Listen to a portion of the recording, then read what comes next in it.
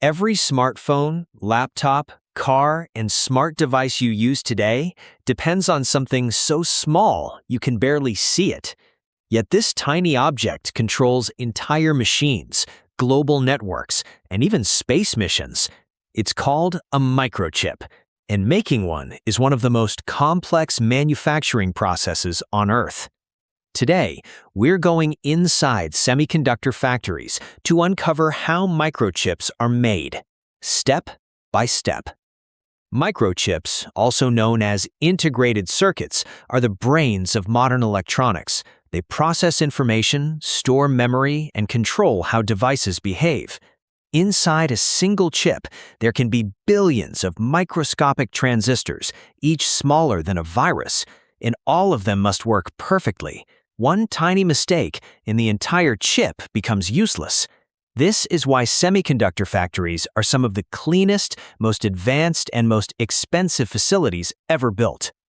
Believe it or not, microchips begin with something very ordinary: sand. But not just any sand. It must be rich in silicon. Silicon is extracted, purified, and melted at extremely high temperatures. Then it's carefully cooled into a perfect crystal. This crystal is sliced into ultra-thin circular sheets called wafers. Each wafer will eventually hold hundreds or even thousands of microchips, and this is just the beginning. Now, the real magic begins. These wafers are taken into special rooms called cleanrooms. Here, the air is cleaner than an operating room. Workers wear full body suits, gloves, masks, and face shields. Why? Because a single dust particle can destroy an entire batch of chips. Even human skin flakes are too large to be allowed near the wafers. Inside these clean rooms, machines worth hundreds of millions of dollars begin their work. To create the complex patterns on a chip, engineers use a process called photolithography. It works like a camera, but at the atomic level. First, a light-sensitive chemical is applied to the wafer. Then, extremely powerful ultraviolet lasers project circuit patterns onto it. Some of these patterns are so tiny, they're smaller than the wavelength of visible light. After exposure, chemical baths wash away certain areas, leaving behind microscopic circuit designs. This process is repeated dozens of times, layer by layer. Each layer adds more complexity, more connections, more transistors, more power. Transistors are the basic building blocks of microchips. They act like tiny on and off switches, but instead of being assembled like Lego blocks, they're built atom by atom.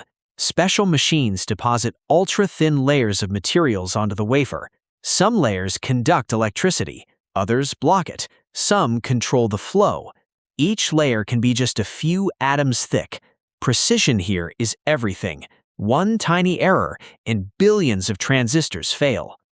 Next comes etching. This is where machines carve away parts of the wafer to shape the circuits. Plasma, chemicals, and ion beams are used to remove material at nanometer scale. That's 1/1000th of a meter. At this level, gravity barely matters. Atomic forces do. This step creates the microscopic pathways where electricity will flow. Now the chip needs roads. These roads are made of copper and other conductive metals. They connect billions of transistors together into working circuits. These metal layers are stacked one on top of another, sometimes more than 50 layers deep. Each one must align perfectly. If even one layer is misaligned, the entire chip becomes scrap. After almost every major step, chips are tested, not just once, not twice, but constantly. Lasers scan them, machines probe them, AI systems analyze them. Why? Because fixing mistakes later is impossible. It's better to catch problems early than waste millions of dollars in materials. Once all the layers are complete, the wafer is finally ready. But remember, one wafer holds hundreds of chips, so now it must be cut. Ultra-precise diamond blades slice the wafer into individual pieces called dies. Each die is a single chip, tiny, powerful, and incredibly valuable. But a bare chip is too fragile to use, so it must be packaged. This involves placing it into a protective casing, adding connectors, and sealing it from moisture and damage. Some chips are packaged with advanced cooling systems, heat spreaders, and multi-layer connectors. This is the form you recognize, the chips that go into phones, laptops, cars, and servers. Before shipping, every chip goes through intense final testing. They're heated, frozen, overclocked, pushed to their limits. Only the strongest survive. The rest are discarded. Even a 1% failure rate can mean millions of dollars lost. Building a semiconductor factory can cost over $20 billion. The machines inside are some of the most complex devices ever created. One single lithography machine can cost more than $150 million, and it takes years to train workers who can operate them. This is why microchips are considered one of the most valuable products on Earth. After months of manufacturing, testing, and packaging, the chips are finally shipped. They travel across the world.